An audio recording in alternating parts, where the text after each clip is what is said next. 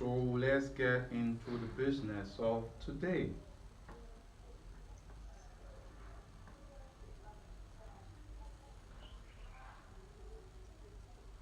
I know. You see me now. Can you see me now?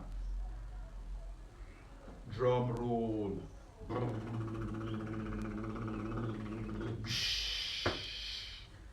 Okay, today we are discussing scales, right?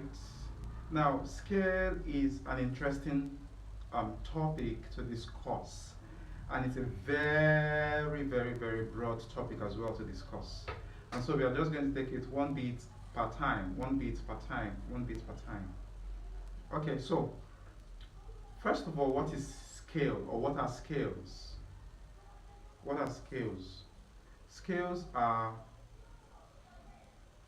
arrangements of notes in a progressive order, either ascending or descending. Now, scales are arrangements of notes in a progressive order, either ascending or descending, which means we can either be going up playing the scale or we can be going down playing the scale. I mean, coming from up down or coming from down up when we play the scales, right? Understand that? Good. Now, when we talk about scales, right? When we talk about scales, why do we need to understand the topic scales, understand the subject scales? Why do we need to play scales? Why do we need scales? What are the importance of knowing and executing and playing and practicing scales? Now, for me, I like to say, and I like to tell my students that, and I like to tell everybody that without scales, there are no music. And so if there are no music without scales, it means with scales, every music is formed. Correct? Now, it is from scales that we can develop what we call chords. Right? We will not talk about chords right now. We are talking about scales. So, one of the importance of scales is that without scales, there are no music. Now, yes, another importance of scales is that when you are able to play all your scales correctly, let's say all your 12 scales correctly, and well, and your technique for playing scales is sound, there is basically no music you can attempt. And so, one of the importance of playing scales is that mastery of scales help you play any music at all whatsoever. And so that's another importance of playing scales. Another is that we play scales to build our techniques. And so if you don't have a good scale life as an instrumentalist, as a flutist in this case, if you don't have a good scale life as a flutist, I'm sorry, but you don't have your technique up to date. Right? And so I can go on and on and on and on and on talking about how important scale is to us. And I can also still tell you that without scale, without proper, techniques in playing scales, you are deficient of playing arpeggios as well. Okay, arpeggios are chords broken down into what is arpeggio? Arpeggios are chords broken down into one note per time, played one after another, played progressively. And so arpeggios, for instance, the piano plays most times, or sometimes the piano plays chords. But for us who play a melodic instrument like the flute, the violin, the saxophone, we don't have the opportunity of playing chords because we can only play one note per time. And so one of the ways we achieve playing chords is to arpeggiate the chord.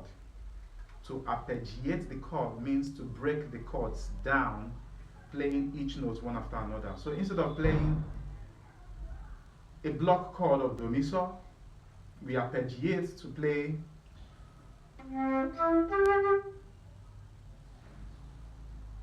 Does that make sense? So, for melodic instrument like ours, we can't play block chords. So what do? We play arpeggios. We arpeggiate. And so, scales, being able to play scales, helps us gather momentum, helps us gather the right techniques to be able to play arpeggios and chords as well. So you see, I can go on and on and on, but let me stop there. Now, what are the types of scales do we have?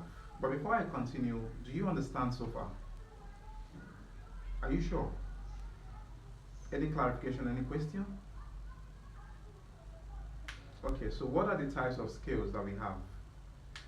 First of all, let me say there are thousands and many types of scales. We can't exhaust them in this class. But then there are very basic scales that everybody needs to know. And one of it is the diatonic scales. Yes, diatonic.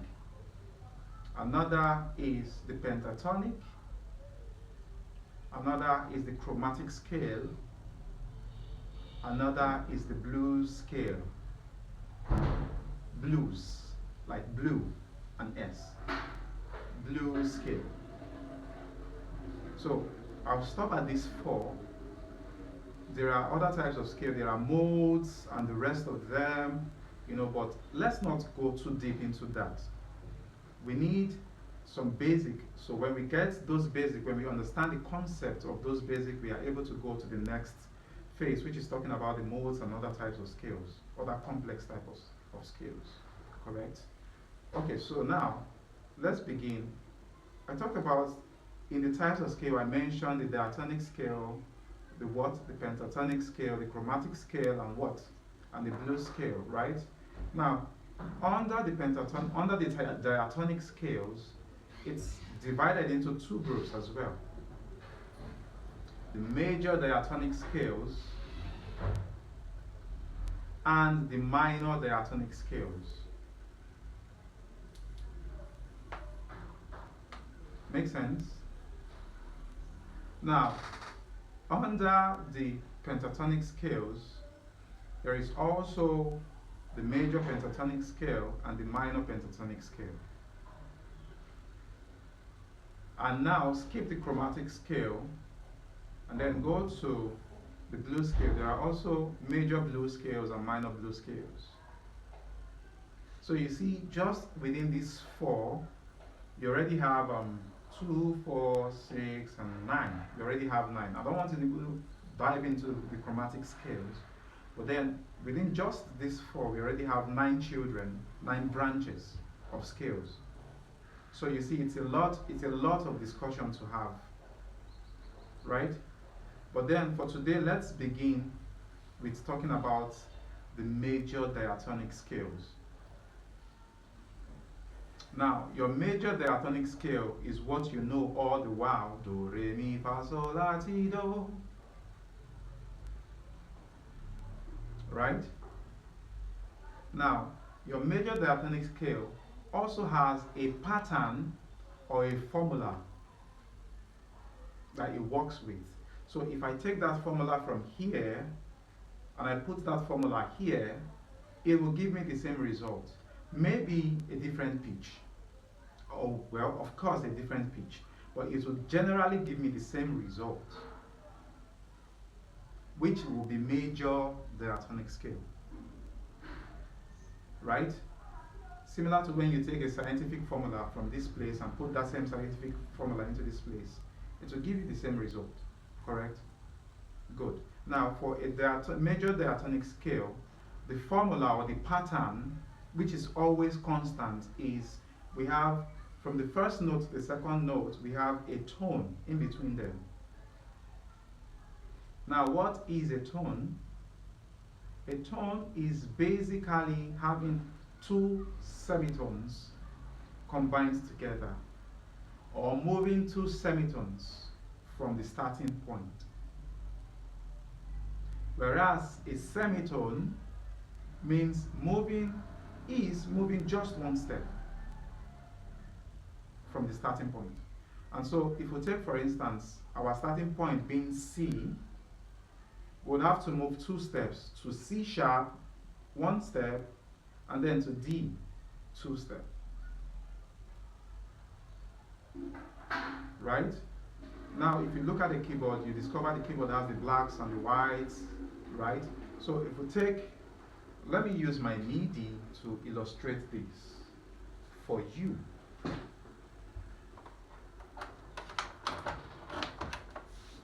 So,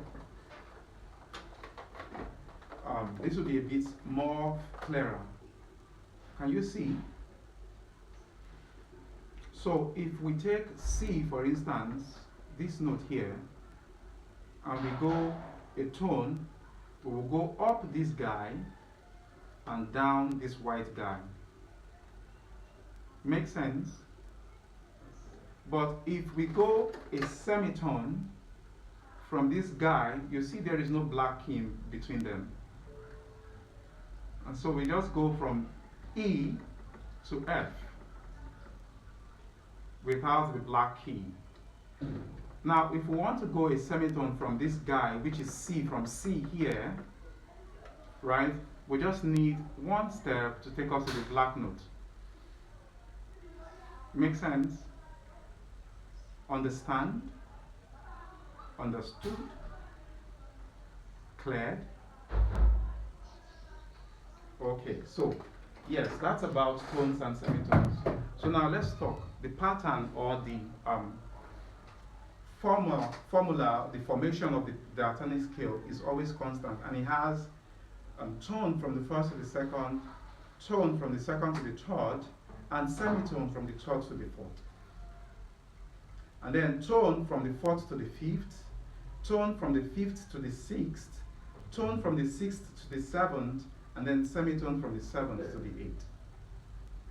That's a lot. I'll take them one after the other so that you can take them down. Right? So tone from the first to the second, tone from the second to the third, and then semitone from the third to the fourth.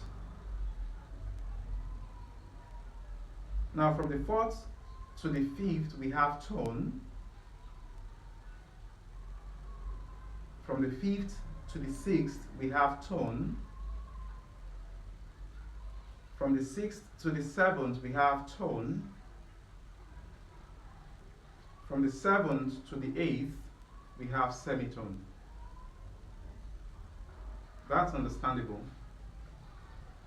And so when you take your C major scale on the flute and you play your C major scale on the flute, you see from here you skip this guy and move to D.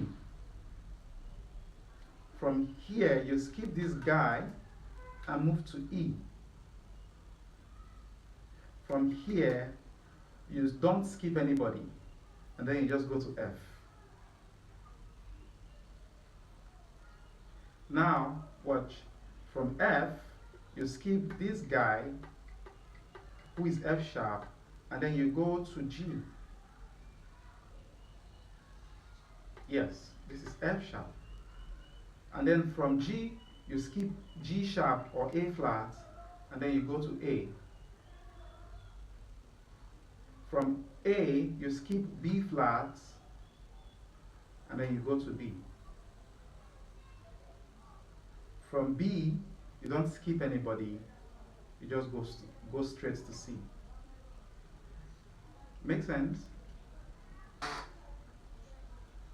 So, let's go. Okay, you want to go with me? Pick your flute and let's go together. So from C, we skip C sharp. Yes. No, the one beneath C. Yes. Yes, that's C sharp. You skip that guy and then you go to D. Are you there? From D, you skip D sharp or E flat, yes, and then you go to E. From E, you skip nobody, you go to F. From F, you skip F sharp,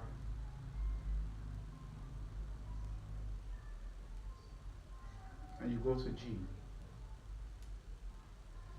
From F sharp, you skip G sharp, and from G rather, you skip G sharp or A flat, and you go to A. From A, you skip A sharp or B flat, yes, and you go to B. And then from B, you skip nobody, and you go to C.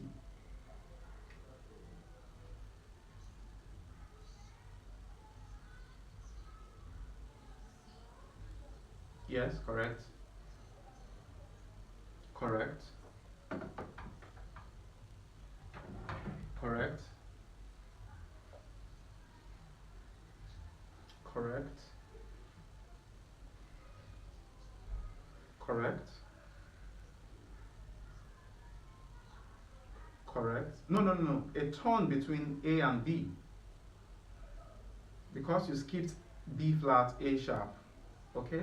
And then a semitone between. Correct.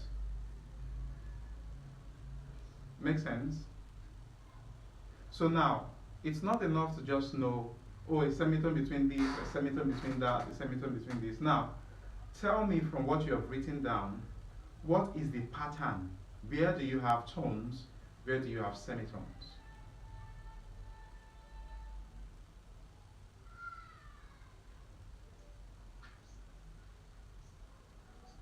First to second. Yes, the first note is always a 0 point.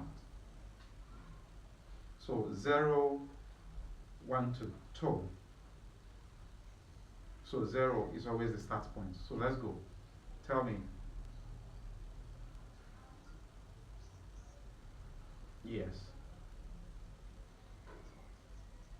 Correct. Correct. Correct. Correct. No. A tone. To the seventh, yes. Yes, correct. Now, if we take that, yes, 2, 1, 3, 1, yes. So 2 tones, 1 semitone, 3 tones, 1 semitone. That's exactly correct. So, makes sense? Makes sense? So, if we take that formula or that pattern and we throw the 0 point, the point 0 on G, making G our starting point, we will have 0 from G, and then a tone to A, and then a tone to B, and then a semitone from B to C, right? And then a tone from C to D, and then a tone from D to E, correct? And then a tone from E to F sharp.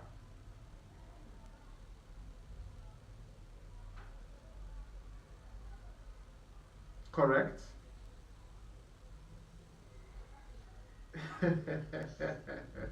So where did you get confused? From D to E, I suppose.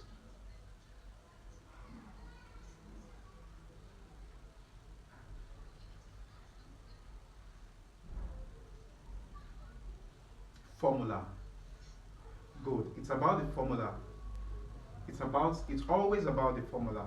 So you always have to find your way around getting the formula correctly, no matter where you're starting from.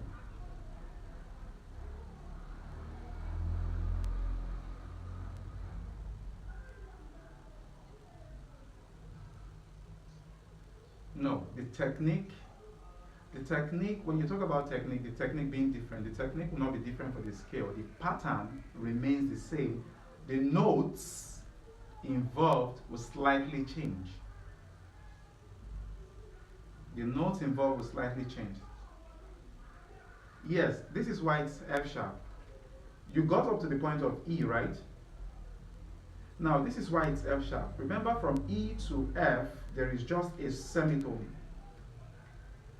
And so we need to get a tone.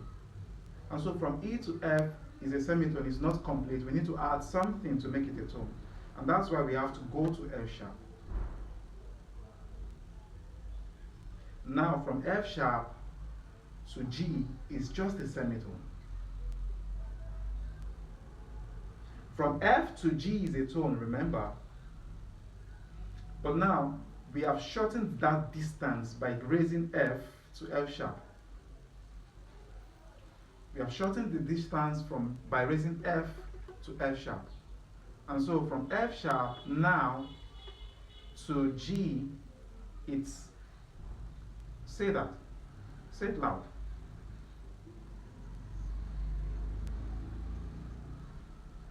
Yes.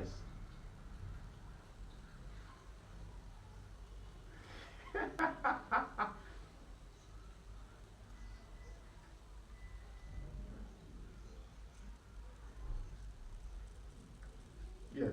So, I mean, from E, we need a tone, and so it takes us to F sharp.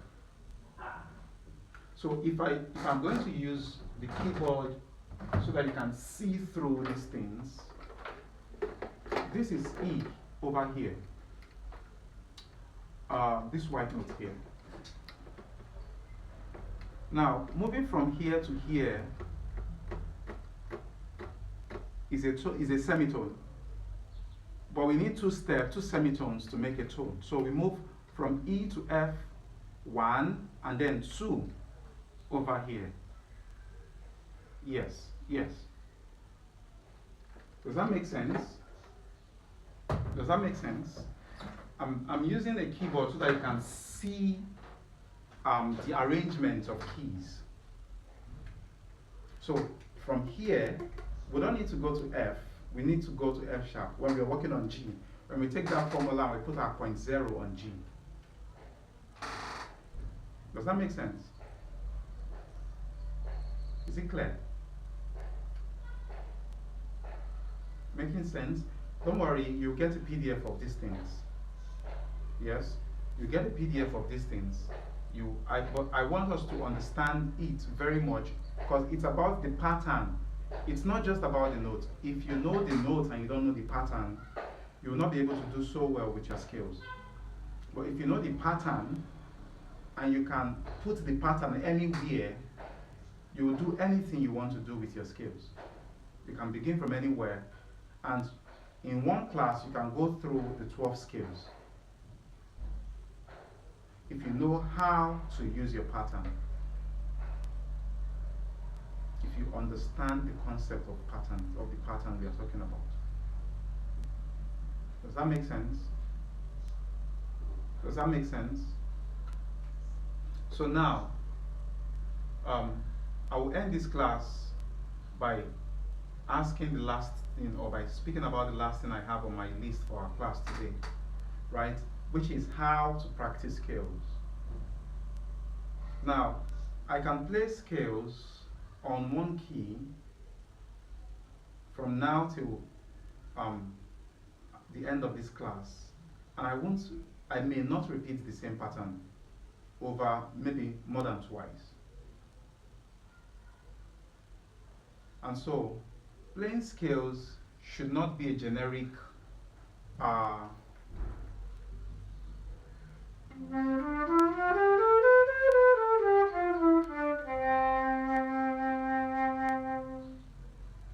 we can do a lot more than that playing our scales.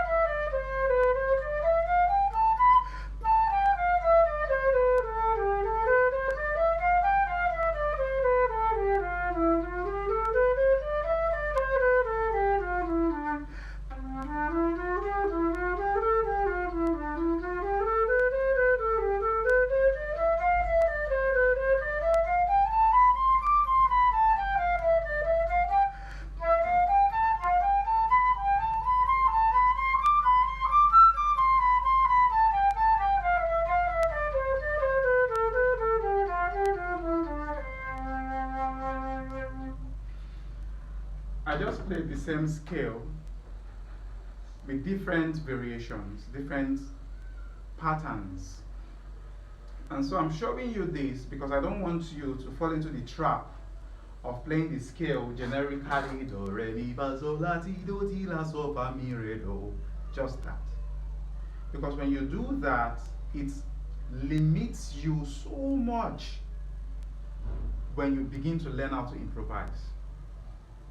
It limits you so much when you pick a piece of music, a classical piece of music, and you want to learn it. It limits you because you don't have the techniques built for playing scales. And so what really happens to you is that you find some things, some movements strange to you. And so when we practice scales, don't just play the generic do, re, mi, fa, sol, la, ti, do, ti, la, sol, fa, mi, re, do. Try to be creative with it. Oh, today I'm trying to do